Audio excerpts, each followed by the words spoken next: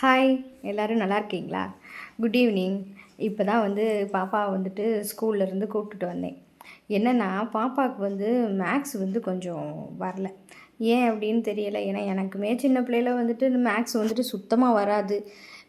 1 to 5th வரைக்கும் இந்த maths period வரும்போதே எனக்கு அப்படியே அழுகையாக வரும். கையெல்லாம் அப்படியே வேர்த்துரும். அதே மாதிரி 6 to 10th சுத்தம் அப்படின்ன மாதிரி இருக்கும். அதே மாதிரி தான் பாப்பாவுக்குமே இருக்குது. ரொம்ப மேக்ஸுக்கு கஷ்டப்படுது. நாங்கள் இப்போ டவுனில் இருந்தோம் அப்படின்னா கொஞ்சம் டியூஷன் விட்டுருவேன். நாங்கள் இருக்கிறது கொஞ்சம் வில்லேஜ். அதனால் இங்கே டியூஷன் அவ்வளோவா யாரும் டியூஷன் எடுக்கிறது இல்லை.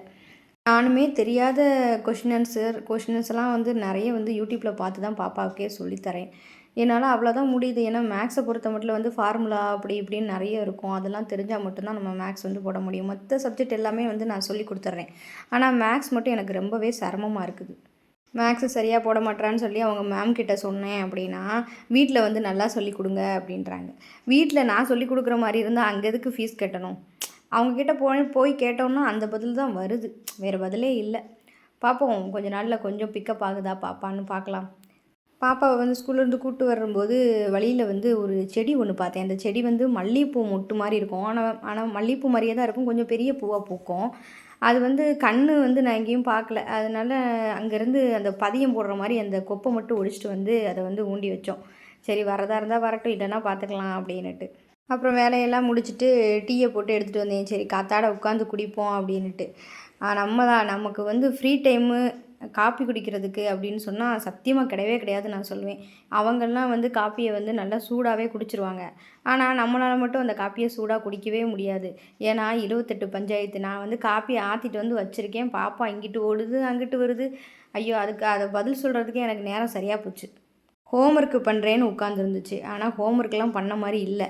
ஏன்னா நான் போய் பக்கத்தில் உட்காந்து இது சொல்லி கொடுத்தா மட்டும்தான் அந்த பிள்ளை படிக்குமே தவிர்த்து, நான் கொஞ்சம் எங்கிட்ட வேலையாக இருந்தேன் அப்படின்னா அந்த பாப்பா படிக்கவே படிக்காது.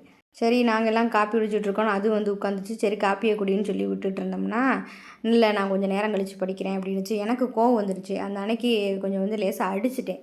அடித்த உடனே போய் அழுதுட்டு ஓடிடுச்சு. நான் எப்பயுமே ஹோம்ஒர்க் அந்த பிள்ளைக்கு கொஞ்சம் கொடுத்தாங்க அப்படின்னா அந்த ஹோம்ஒர்க்கை மட்டுமே பண்ணிவிட்டு விளாட்றதுக்கு ஓடும். ஆனால் நான் அந்த நேரத்தில் கொஞ்சம் வாய்ப்பாடாவது படி அப்படின்னு சொல்லுவேன். அதே மாதிரி தான் இன்றைக்கி ஹோம்ஒர்க் கொஞ்சம் கம்மி தான். அதனால சரி கொஞ்சம் ஃப்ரீயாக இருக்கட்டும்னு தான் விட்டேன். சரி, கொஞ்சம் நேரம் கழித்து கூட பண்ணட்டும்னு. ஆனால் அது கேட்கல. அதனால் ஒரு 2 அடி அடிச்சிட்டேன். அடித்த உடனே அவர் எங்கள் மேலே கோவப்பட்டுட்டார். அந்நேரம் வரைக்கும் நல்லா தான் போய்கிட்டு இருந்துச்சு. ஆனால் கொஞ்ச நேரத்தில் அந்த பிள்ளைய அடித்த உடனே அவருக்கு கோவம் வந்துருச்சு. எதுக்கு அந்த பிள்ளைய போட்டு அடிக்கிற? சின்ன பிள்ளை அப்படி தான் இருப்பா அப்படின்னு சொல்லி. அதாவது அது ஏதாவது சேட்டை பண்ணும்போது நான் அடிக்க தான் செய்வேன். ஏன்னா எனக்கெல்லாம் முதல்ல பொறுமையே கிடையாது. அவர் ரொம்ப பொறுமையாக இருப்பார். ஏதாவது ஒரு பஸ்ஸுக்கு லேட் ஆச்சுப்பா, இன்றைக்கி சீக்கிரமாக போகணும் அப்படின்னா செருப்பு போட்டு சீக்கிரமாக நம்ம கிளம்பி போவோம்ல. அந்த அவசரத்தை கூட அவர்கிட்ட நான் பார்த்ததே கிடையாது. அவர் ரொம்ப பொறுமையாக இருப்பார். கொஞ்சம் யோசித்து பேசுவார். அந்த மாதிரி நான் இல்லை. நான் பட்டுன்னு பாப்பாவை கொஞ்சம் கோவம் தான் அடிச்சிருவேன், பேசிடுவேன். அந்த மாதிரி இருக்கும். அவளால் எங்களுக்குள்ளே வாக்குவாதம் ஆயிடுச்சு.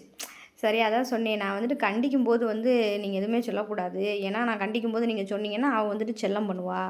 அதனால் எப்போயுமே கண்டிக்கும்போது சொல்லக்கூடாது. நீங்கள் கண்டிக்கும்போது நானுமே குறுக்க வரமாட்டேன்னு.